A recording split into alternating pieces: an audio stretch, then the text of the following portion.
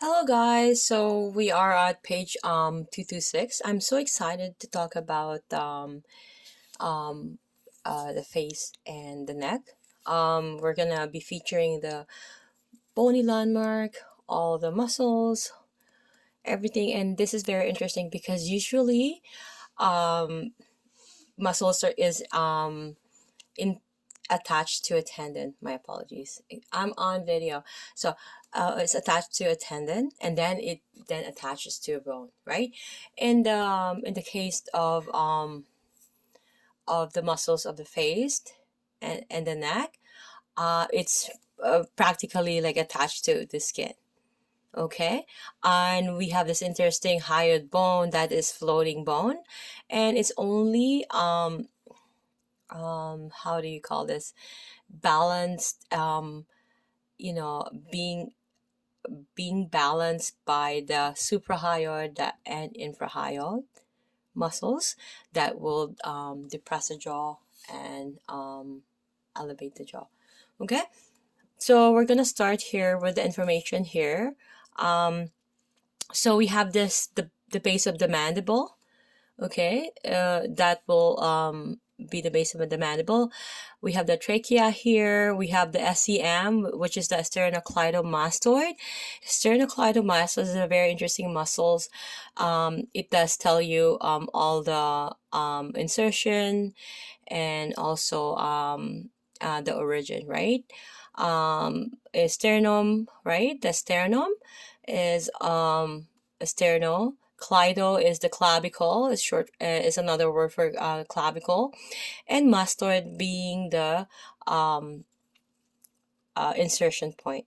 Okay, okay, so we have here that the trapezius, again, this is an interesting muscles because the fact that it has three fiber direction, it has three nerve innervation, and it's also antagonists on each other.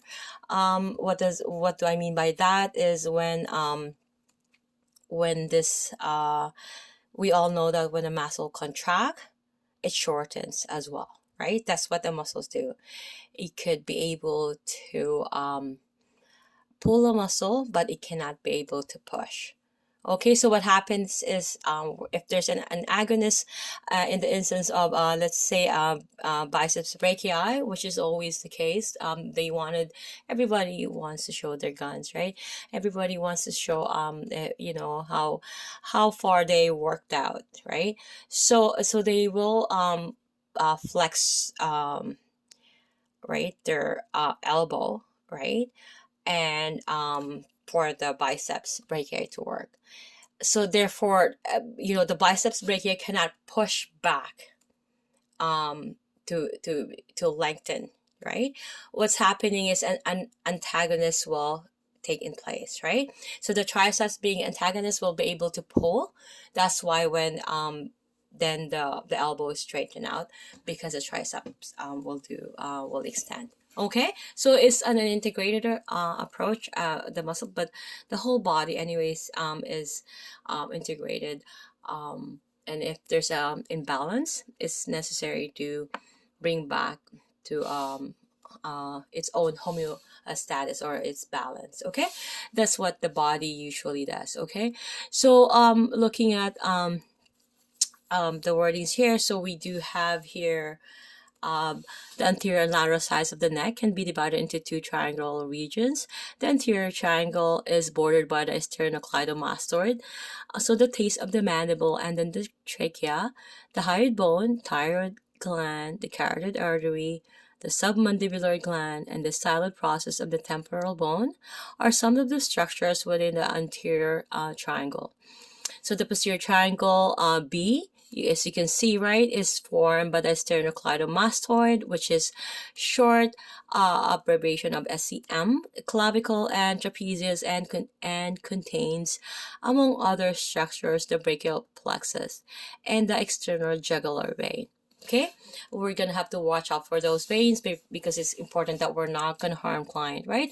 As a therapist, we're there to do therapy, and we are trying to know where a location of the veins, arteries, and nerves. Okay, So looking at image here, we have the temporalis here, the zygomatic arch. We have the condyle of the mandible. We have the nasolabial fold here. And we also have the masseter. Okay, masseter is strong muscles. It could actually cut off a finger. For therapists, we have to watch if a client has. So that's why it's important though before we do any oral, right, massage therapy, we're gonna have to know their health history. We can't just do start massaging or doing some manual therapy in the masseter, because this is really a strong muscles and this is usually hypertonic. Okay, it's because why? Because we chew how many times a day? Not to mention the chewing, the gum chewing, and all that. Whatever we do, we grind our teeth at night, etc., etc. Okay, so the corner of the mouth is here, and we're gonna talk about muscles that pulls that later on. We're gonna get into detail, and of course we know that the sternocleidomastoid is here and around here, and we have the trapezius, right? Upper trapezius. Again, trapezius has three fiber directions: upper, middle, and the lower, and they're antagonists to each other. And we have the scalene. We also have scalene as the anterior, middle, and posterior. Okay, and it forms the triangle.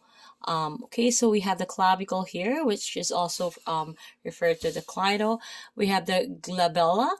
We have the nasal ala here, and we have the philtrum. Okay, so if you wanted, you wanted to be so conscious and around with aware, be alert, be well aware. You're gonna have to press on that point there. Okay, on the philtrum. Okay, so we have the base of the mandible here. We have the hyoid bone. Again, the hyoid bone is a floating bone, and we have the hyoid here, which is the floor. Usually it pulls, right? It retracts. So what's happening here is this hyoid bone is maneuvered by the suprahyoid and the infrahyoid, and we're gonna go into more detail about that one by one. We also have the thyroid cartilage here, and of course we do have this jugular notch. Okay, so again, this is a trail guide to the body, and we are looking at the topographical view at page 226. See you guys in the next video.